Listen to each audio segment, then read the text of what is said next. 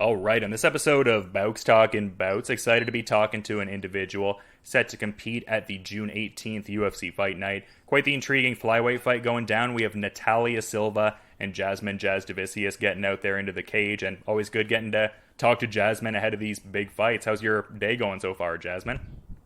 It's going well. It's a rest day, so, just relaxing, did some grocery shopping, nothing too crazy. Working on chefing it up even more. I feel like your culinary game gets leveled up each time we keep talking to each other as much as your mixed martial arts game does. Yeah, I'm cooking a lot.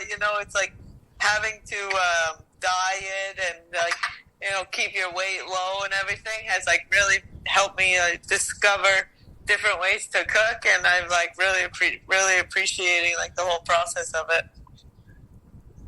Yeah, for sure. It seems like a great sort of thing that benefits your career. Seems like it's like a fun, creative sort of thing too. You can level up and try out different things. So I would imagine firing off similar parts of the brain between those activities to a degree. Yeah, I would think so. But I'm kind of curious where you're predominantly training. It seems like you were at NTT getting in that Niagara Top Team work recently, but it also seems like American Top Team has been a place you've been honing skills at. Where are you mostly at ahead of this fight here? I'm out of NTT. I went to ATT for the week, and that was amazing. I definitely will go back there in the future. But for the rest of this camp, I'm here at Niagara Top Team. Yeah, the ATT experience was cool because I've historically known you to get in work at Syndicate MMA in terms of cross training. So how was that American Top Team experience overall? It seemed like you were getting in on those Mako Mondays a little bit. How was the overall experience? It was amazing. Everyone there is so hardworking, and I couldn't be more appreciative of everything that I learned. It was awesome. I definitely will be going back. Yeah, it seemed like you got in good work with Marina Moroz. I imagine you got in work with dozens of individuals there. It seems like one of those kind of spaces.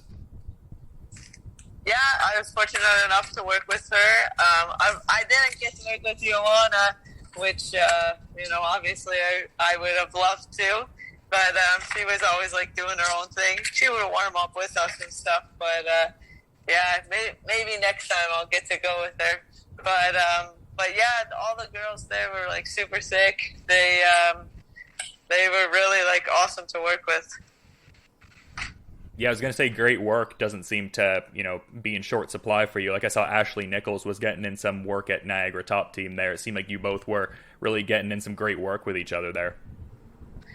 Yeah, Ashley moved down, and she's part of our team now. She's a great asset. Yeah, and just the growth of the team. I mean, I think the people localized to this space have always known the wealth of talent Niagara Top Team has and everything like that, but it just really seems like everyone is, flourishing at this point. Aaron Jeffrey getting ready for his Bellator debut soon, and, T-Shay Guthrow had that successful CFFC debut. Is that sort of a collective momentum that you feel in the room as well? Just everyone thriving and really killing it there?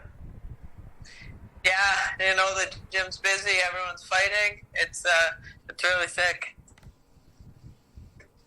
Yeah, for sure. It's great to see. And just the successful UFC debut, thought to briefly touch on that before getting into the sophomore effort here. I mean, it seemed like a great performance for sure. I remember watching it, and curiously enough, you were the betting underdog going into that, which I thought was kind of interesting, but probably made a lot of people, a good amount of coin there. But you got a pretty comprehensive win over Kay Hansen. What were the overall thoughts on the debut performance there?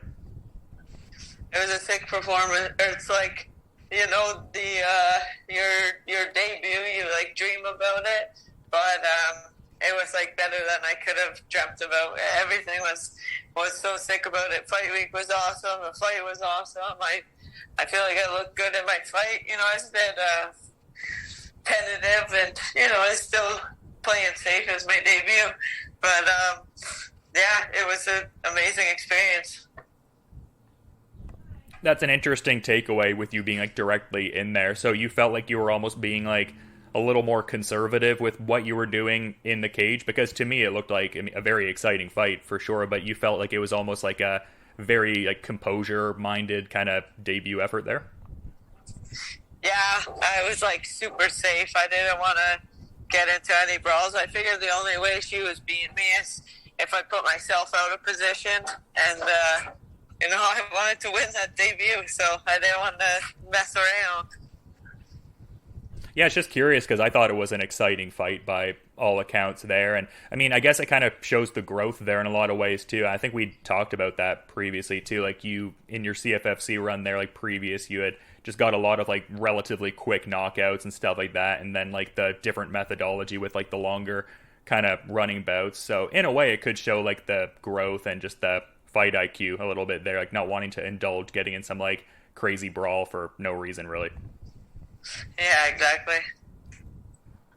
Yeah, it seemed like you were able to use the reach really well in that fight and stuff like that for sure. So yeah, great performance overall, and just an interesting kind of next fight here. There's like certain parallels in a way though, because like Kay Hansen was kind of coming off a period of inactivity where there's certain question marks, like what are they going to bring to the table now, like in terms of different shored up skills. I mean, your opponent with an even longer hiatus coming up here. So do you just kind of focus on your own skills and what you're doing and not worry as much on the tape study end of things, just in the sense you could be fighting an entirely different opponent than their previous efforts?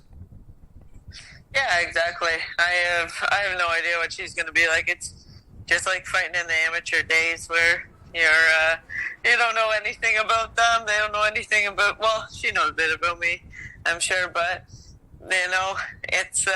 it's just going to be a fun fight because it'll be exactly that, like a fight,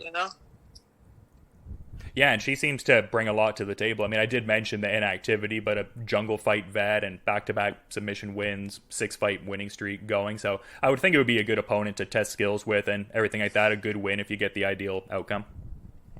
Yeah, for sure.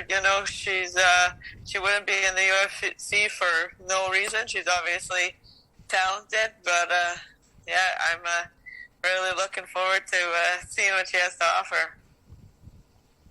Yeah, and it's always about the next, task for sure and focusing on that. But if you had everything kind of like aligned to your like druthers, like get your way in the situation, like how many fights would you like to get in this calendar year? Because it seems like you've been relatively active so far. I mean, God forbid I don't get any injuries and I can fight 4 times this year. That'd be awesome. Yeah, no doubt. That's a good rate of activity for sure and everything like that. So yeah, looking forward to that prospect there. And also, yeah, some interesting prospects potentially popping up in the future just with the rumblings of that like Toronto card and, the later part of the year, like kind of the fall there. Is that something you're sort of eyeballing? I mean, it's not like a locked in kind of thing, still sort of tentative, but that seems to have some interest for you. Yeah, that's a plan. I mean, that'd be sick being able to fight at home. And ideally they put me on that card, so hopefully.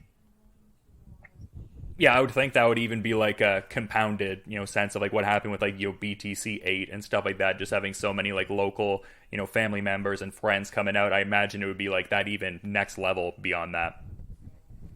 Yeah, exactly. It's hard when I'm fighting away, for people to travel and everything like that. But fighting at home would be a dream. Yeah, and it seems like you draw a lot of motivation from that. Like I know some fighters almost prefer to be the away player, as it were, and kind of like go to someone else's turf to fight. But you seem to really have your, I guess, energy galvanized even more. So I mean, you're obviously motivated to compete in general, but the support of the crowd seems to help you rather than hinder you. Yeah, I don't know what it is. I definitely like fighting with the crowd much more than fighting without.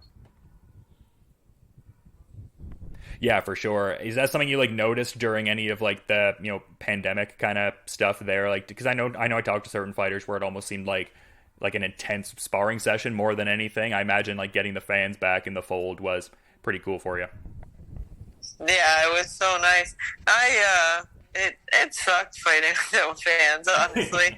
That's the whole point of the sport, is to entertain and to scrap, So I liked having the fans, so I'm glad they're back. Yeah, I imagine it would be difficult because like fighters will talk sometimes like, oh yeah, like I was getting like really beat up, but the adrenaline pushed me through. I imagine it's one of those things where you just like feel every bit of it. Yeah, it's pretty nuts. I mean, it, yeah.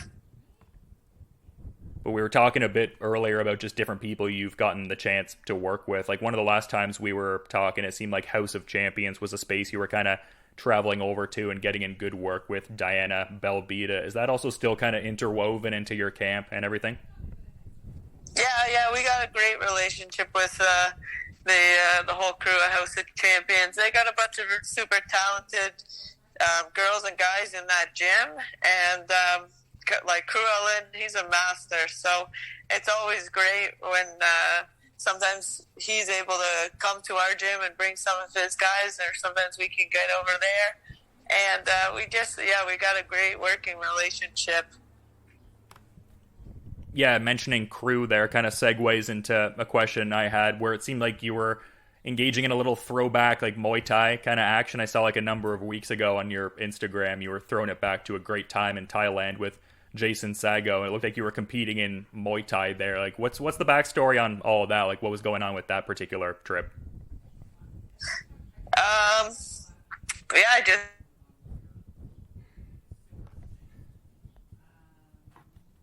I was there for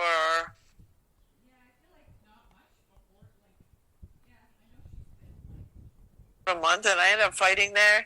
And I want to go back again soon. I feel like doing a trip to Thailand is always good for the soul. Yeah, like I mean, do you mean in like a training kind of martial arts context, or even just more like traveling and just decompressing kind of thing, or maybe even a bit of both potentially? Yeah, I guess a bit of both, but no, definitely.